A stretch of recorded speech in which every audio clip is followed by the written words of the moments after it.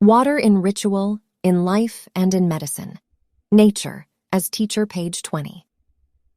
The following section is about the deeper implications of water in the life and ritual of our ancestors, and takes the form of an investigation of historical symbolism, borrowed in part from the works of Martin Nink, Norden, Weinhold, and others. Having little or no time for inner composure or the contemplation of human developmental history, modern people naturally see water as a purely chemical substance, adequate for our physical needs as bathing water and possessing a purely practical value as the driving force for our power stations. Our ancestors viewed water from a completely different standpoint, seeing it as the source of all life. Many legends and transmissions from the mythology of various earlier peoples conceal a much more profound meaning than is usually ascribed to them by their more rational but less deep-thinking descendants. The point of view expressed in my explanations, that water is to be considered the blood of the earth, finds its parallel at many points in our ancestor worship. 17. Various sayings and depictions make reference to mother's blood, mother's milk, and the maternal tears of our ancient Mother Earth. Even modern linguistics owe much to the symbolism of earlier epics. It is therefore no accident that the word spring has a feminine connotation. 18. The figures of the water goddesses, the nymphs, are always coupled with stories of love. Nymphs are ready at all times to give birth, as Goethe also said of the spring in Faust. For a spring abrim with songs of love is constantly reborn. Wuttke-Meyer also cites the following old German custom in connection with the fertility of springs. When going to a spring for the first time, every pregnant woman had to silver it by throwing in a coin, otherwise it would dry up. Apart from the springs, rivers and lakes were also highly venerated in the rituals of the ancients. Even today we find that the distinguishing characteristics of the principal rivers are allegorically portrayed by their tutelary deities. According to whether the water is in motion or at rest, it will be ascribed either a male or female fertility potency. In the History of Religion by Chant de la Sauce, we discover that the ancient Egyptians believed the Urwater nun to be possessed of a dual potency. In his lyrical ode, God, Nature, and Cosmos, Goethe writes, "There, where water splits in twain, life is ere set free, unfolding its domain, and in emerging from its source, waters blessed with vital living force. There flock beasts, athirst for flowers, midst thrusting boughs and leafy bowers." And in Faust, the same German prince of poetry declared, "You sources of all life, upon whom hang heaven and earth, you spring forth, you overflow." Footnote 17. Schauberger wrote elsewhere, Tau, 137 p. 16. Similar things are reported by the priests of antiquity. In their rivers, such as the Nile, they constructed sluices in the form of temples. The religious populace believed it was the gods who brought fertility to their fields in such a manner. In reality, it was the knowledgeable and shrewd high priests of the waters, who in this simple fashion maintained and looked after the primordial energy, the life of the water, from which the legendary fertility and proverbial prosperity developed. Ed footnote 18. In German, the word spring, Quell, is preceded by the feminine article, die, and is therefore construed as being of feminine nature. The English language unfortunately makes no such differentiations. There are neither feminine nor masculine nouns.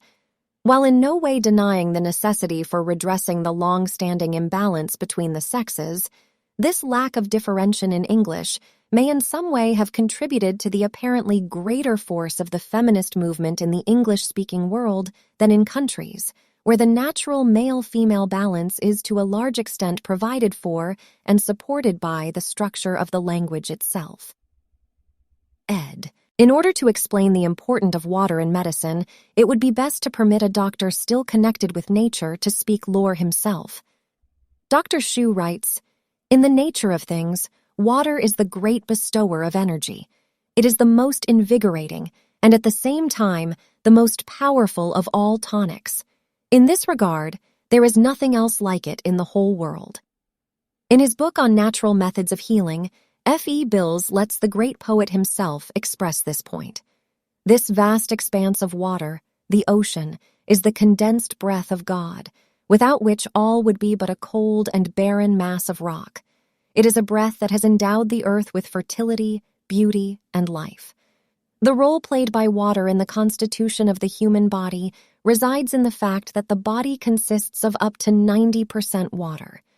It is much easier for human beings and animals to go without food for a long period than to go without water. The average person can survive for about 3 weeks without food and water. However, if water containing a certain quantity of nutrients in material and energetic form is drunk, then such a person can last for considerably longer. A Dr. McNaughton tells of a madman who was able to survive for 53 days on water alone. Today, modern civilized people drink predominantly bad water. As a result, they have to a large extent given up drinking any water at all, thereby inflicting serious damage on the body. Dr. Munday writes, "Recent investigations by Genth, Becquerel, and others reveal that an increased discharge of molts follows from an increased intake of water in the body, whereas a reduced intake of water results in a greater condensation of the same and a greater quantity of uric acid in the urine, a fact of which those stricken with gout should take heed. As can be determined by comparing various medical experiments, there is a certain optimum quantity of water for every individual, which very significantly raises the quota of solid matter in the urine. Finally, attention should be drawn to the fact that people who consistently drink good, healthy water also have a good appetite and consequently probably stay healthier." Our senseless toil. Conclusion. While the previous explanations may have been couched in rather harsh terms, footnote 19, this is done in the public interest. The danger will increase daily should present methods continue to be applied. If determined action is not taken quickly, then chaotic conditions will inevitably arise within a very short space of time. There is absolutely no time to be lost. It is understandable that our hydraulic experts take no delight in the ruthless revelation of this deplorable state of affairs. However, this does not alter the facts of the matter. Numerous attempts in recent times to withhold my many informative dissertations from the public by removing relevant articles from books, newspapers, and periodicals are childish. By so doing, the will ensure that I make even greater efforts to place these expositions before the public. Such attempts only demonstrate a certain weakness, and in any case are merely proof of the irrefutability of what I have stated. Frequent protestations that contemporary methods are being practiced worldwide and hence cannot be wrong mean absolutely nothing. At best, they serve only to explain why the whole world is in such an appalling state. In this situation, the best strategy can only be a ruthless attack, in which all parties are at all times entitled to the right of defense and rebuttal. All those who wish to perpetuate the status quo for fear of losing their jobs should bear in mind that an existence built on false foundations cannot in the long run be maintained. That is, even when it appears guaranteed by security of tenure, because an impoverished people pays no taxes and therefore cannot afford an expensive bureaucracy. Footnote 19. Due to the many unhappy experiences he suffered at the hands of academia, Victor Schauberger tended to be extremely trenchant in his critique of their behavior. While his derogatory remarks may appear repetitive, though from his standpoint quite justified, in order to maintain the integrity of the following articles as he wrote them, these comments will be included. Ed, when they become ill, let those who continue to believe that water is a lifeless substance to be controlled by mathematical formulae alone, then summon a mathematical genius to their sickbed instead of a doctor. Their fellow men will then be rid of such narrow-minded thinkers as fast as possible. Unfortunately, the catchword systematization, which all too frequently governs our methods of working nowadays, has found greater favor than is good. Today, the expression logical thinking or mathematically trained thought conceals sheer intellectual incapacity or mental inertia. By far, the largest number of discoveries and inventions have not been made on the paths trodden by scientists, often to their astonishment, if not to their great dismay. The overall progress of the world is caused by a certain measure of discontent. the characteristic phases of which are revolutions or wars. Similarly, great advances in the realm of the intellect are brought about by revolutionary thinkers. A certain myopia has gained ground even in the empirical methods practiced in contemporary hydraulic research institutes. People still cling desperately to the external appearance of a given phenomenon, thereby failing to study the far more important nature of its inner processes. Indeed, amongst those in this field who are responsible, there are some who have already recognized the limited value of such purely superficial observations. Yet, for reasons of job security, they regrettably continue to abide by tradition. There are many greedy individuals who believe that water, oil, coal, and other precious substances can be torn from the earth with impunity. Concerned only for their own well-being, they are quite prepared to create a black market not only in foods, but even in the water destined for rich and poor alike. Such persons should be warned that the despair of the great mass of the people will bring about a much earlier end to their selfish endeavors than they could ever foresee. Everyone else, especially our young people, should cooperate as a first priority in the rebuilding of our former indigenous forest, and with this, the restoration of healthy water to the earth. Then we shall all be able to survive, and humanity will continue to exist. This year, 1933, is to be remembered as the 100th anniversary of Alfred Nobel, 1833 to 1896, the Swedish chemist and engineer who became a millionaire through the invention of dynamite in 1866. Becoming aware of the tragic consequences of his invention a few years before his death, he established the Nobel Foundation, no doubt in the desire to make amends for the frightful harm he had caused.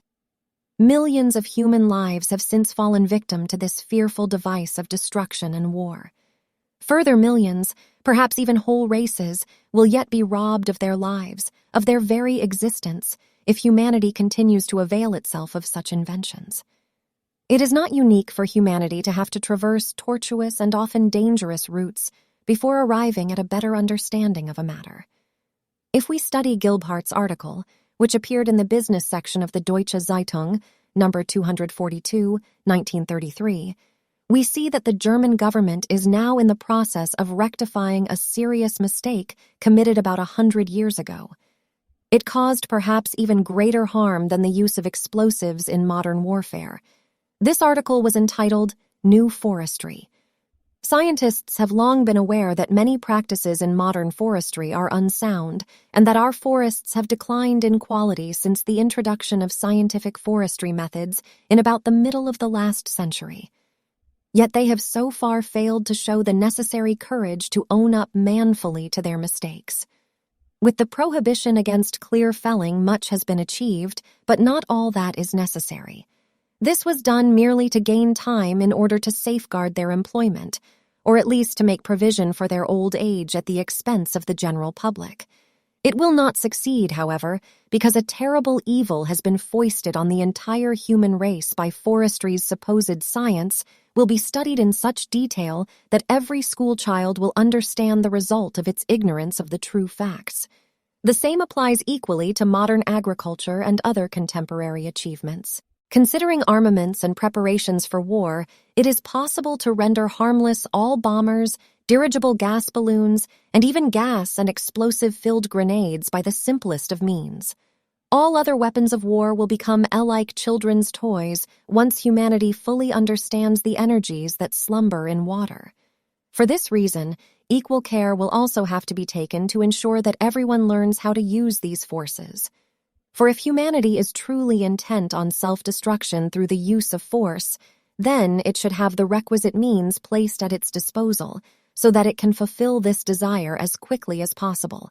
The S should leave the reader with mixed feelings. It should be quite apparent that, in view of many undoubtedly correct observations and well-founded clues, it should not be necessary to attack science and technology as fiercely as they have been attacked here. However, because it would be utterly futile to seek any other worthwhile contact in this direction, unfortunately, attack is absolutely necessary. The following explanations, which will be elaborated further in later publications, should furnish sufficient proof of the impossibility of a compromise or of the incorporation into the existing scientific edifice of discoveries only touched upon here. The errors of contemporary science and the damage wrought by today's technology are too great. With the present, 1933, consumption of coal and oil at a level of 2,000 million tons per annum, the moment when this important source of energy will be exhausted is coming disturbingly closer. Within a few centuries, as science has calculated, the last reserves of oil will have been extracted from the earth. If we continue to busy ourselves in the same old way, we will have to search for other sources of energy, since the loss of these energies would signal the end of our civilization. Science earnestly endeavors to discover new forms of energy and also believes these can be obtained through research into cosmic energies.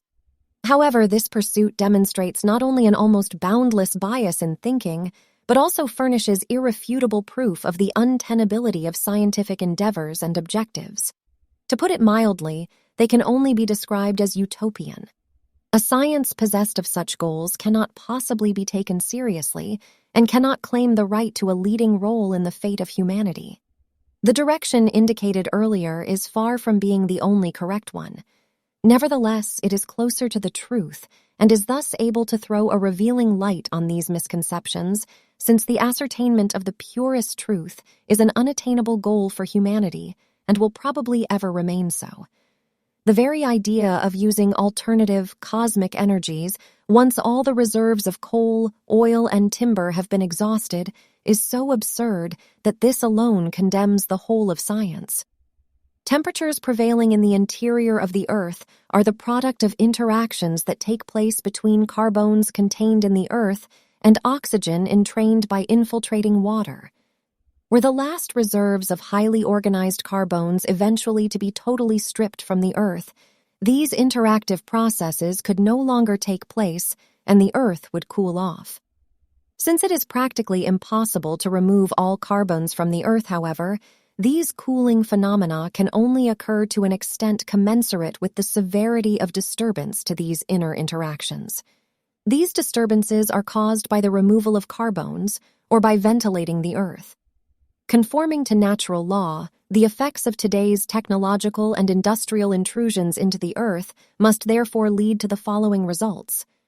If various external influences such as boreholes, deep wells, shafts, and open-cut mines, excessive extraction of coal, metals, and minerals all act to inhibit these interactions, they will provoke a cooling of the Earth's crust.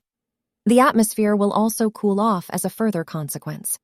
These causes, which ensure an excessive accumulation of oxygen in the atmosphere, must also result in its concentration due to the influence of cold. In the course of time, air strata normally subjected to low atmospheric pressure will become heavier in the absence of upward streaming groups of carbones. These strata will sink downwards, oversaturating both the vaporous and the fluid hydrosphere with oxygen.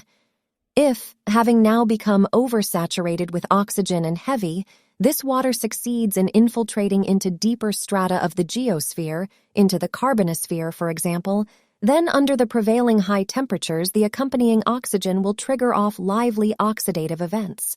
The cumulative effect of these will result initially in localized explosions, eruptions, or earthquakes, and subsequently in ruptures of the Earth's surface. This will provoke the sudden release and elevation of gaseous carbone groups. These relatively elementary substances will first interact with atmospheric oxygen only at great altitudes, and in various hot zones will trigger off a regional redistribution, causing sudden cold spells and the movement of stronger or weaker air currents. In equatorial zones, the ascent of these carbones will be enhanced by the stronger reflection of heat. Under certain circumstances, the reciprocal effects thus provoked can become so large and so aggressive that the zone of interaction in the lower levels of the atmosphere extends downwards in the form of funnel-shaped clouds. This leads to the general formation of tornadoes and the violent cyclonic storms which have long been known in equatorial regions. Through these powerful interactions, water vapor will be forced into localized concentrations, resulting in the formation of heavy thunderstorms and the occurrence of cloudbursts. Apart from large quantities of carbones, substantial amounts of water vapor are also expelled into the atmosphere during strong eruptions, offering increased resistance to the sun's radiant energy and hence to an increase in heat through the heat-absorbing function of atmospheric water vapor. The sequel to this phenomenon is a short-lived, luxuriant profusion of vegetation, a phony agricultural success in which consumption of gaseous carbones, carbon dioxide, is intensified. These substances, however, can no longer be produced from the Earth's interior in the necessary and regular proportions. This leads to a qualitative decline in various forms of vegetation and to a decomposition of the dynogens, footnote 20, reflected back by the sun, namely to a systematic cooling off and therefore to the inauguration of a new ice age, footnote 21. These developments will soon be brought about by the devastating activities of those involved in forestry, agriculture, water and energy, resources management because, as a result of their predominantly one-sided way of looking at things, the regularity of the water cycle will be inhibited, and with it the energy cycle and the upward flow of carbones. As already mentioned, it is inevitable that humanity's present absurd practices will bring about a drop in the quality of dynogens reflected back by the sun. Ultimately, by arresting the oxidative processes in the atmosphere, the generation of heat will also be reduced. It can thus reasonably be asserted that the next ice age will be virtually dragged in by contemporary science and technology. For this reason, the manifestations of economic decline, familiar the whole world over, must logically keep pace with the advance of technology. This state of affairs will worsen at the same tempo as the sources of energy required to maintain technological progress are removed from the Earth. The greater the progress we achieve in technology, the deeper we will and must sink culturally and economically. However, this is not the end of the matter. With the curtailment of the absolutely essential oxidative processes in the Earth, enormous amounts of water must make their appearance, initially in the atmosphere and subsequently in the Earth, because in neither case can it be assimilated or reconstituted. Now heavily oversaturated with oxygen and poor in carbones, this water, which either infiltrates into the Earth or quickly re-evaporates and streams upwards into the atmosphere, will reach its freezing point due to the absence of its partner, the carbones. This results in an unavoidable and fundamental change in general climatic conditions. Footnote 20. Dynogen belongs to the higher formations of energy described elsewhere as ethericities. The term ethericity refers to a supranormal, near non-dimensional, energetic, bioelectric, biomagnetic, catalytic, high-frequency, vibratory, superpotent entity of quasi-material, quasi-etheric nature belonging to the fourth and fifth dimensions of being. As such, it can be further categorized as a fructogen, qualogen, and dynogen, which respectively represent those subtle energies whose function is the enhancement of fecundity or fructification, fructogen, the generation of quality, qualogen, and the amplification of immaterial energy, dynogen. According to their function or location, these may be male or female in nature. Ed. Footnote 21. Readers are reminded that all this was written by Schauberger long before science had the vaguest inkling of such phenomena as global warming and the greenhouse effect. Ed. Furthermore, when the potential of the groundwater, now possessing a unipolar charge, has been reduced through lack of carbones, it is forced to sink down to depths where carbones may eventually still be present. There it shifts its boiling point, oxidizes prematurely, and gives rise to violent eruptions. With the final subsidence of the water, all vegetation will gradually disappear in the same way that it once appeared. After the occurrence of immense catastrophes, which will manifest themselves in the form of earthquakes, cloudbursts, whirlwinds, and so on, the vegetation zone, in conformity with natural law, will slowly but surely be covered with ice. Deluges and catastrophic inundations are already on the increase everywhere today, to which approximately 20 million human lives will fall victim. Presently, these are only harmless events compared to the disasters which can be expected in the future. These must inevitably occur if humanity continues to allow itself to be guided and controlled by contemporary science. As a case in point, the present explanation for the formation of rain is so incomplete that it is hard to believe how such a hypothesis could have been upheld for so many centuries. Science explains the origin of rain as the condensation of atmospheric water vapor due to the presence of cold. This explanation is approximately true in its widest sense, but in the final analysis, it actually describes only a very unimportant secondary effect. Even the formation of rain, as elementary experiments prove, must be attributed primarily to the above interactions. These can only arise when ascending carbones intersect with descending oxygen groups attached to microscopic particles of ice. Footnote 22. Were the scientific view correct, then in the higher strata of the atmosphere, it ought to rain in winter and snow in summer, since it is well known that air and ground temperatures swap places with each other with the alternation of the seasons. In consideration of the events described only in broad outline here, there is only one practical option left. That is to make humanity either suspicious or rebellious. Only thus, at the 11th hour, will it still be possible, perhaps, to trigger off the necessary impulse towards recognition of the unimaginable danger that exists. This is a danger which today threatens a hoodwinked humanity regardless of race or nation. There are people, endowed with an almost God-given cluelessness, who have brought us to this terrible impasse and would lead us on into chaos also. Those apart, there ought to be people with enough humanitarian sensitivity to prevent our children from being led unawares into such frightful cataclysms. The possibility still remains to rip the blindfold from the eyes of sensible individuals and, with their help, to undertake a rescue attempt. Our young people would doubtless energetically support this because it is their future that is at stake. There is no herbal remedy for stupidity, and therefore the unconsciously insane can hardly be called to account. However, if the causes of decline appearing everywhere are recognized for what they really are, then any continuation of these perverse practices, which are consciously leading all humanity towards disaster, would unquestionably be deemed a criminal act. Conforming to natural law, the systematic disturbance of the water balance will reliably happen as a consequence of current industrial, technological, and economic practices, leading to the increasingly extensive suppression of interactions that condition all life in nature. The logical outcome of the cessation of oxidative processes occurring between basic formative substances is an increasingly widespread cooling and desolation of the all-nourishing vegetation zone. If the present modi operandi continue to be applied, then apart from the emergence of disease and degeneration, worldwide famine must inevitably follow. The insights gained from the preceding explanations must force us to a decision. We renounce the grievously damaging achievements of contemporary science and technology, and we strip our reigning intellectual masters of their power. Alternatively, we allow them, little by little, to strip us of ours, and by every trick in the book to put us on ice, in the true meaning of the term. In this scientifically contrived, conserved form, we will be preserved for as long as conceivably possible.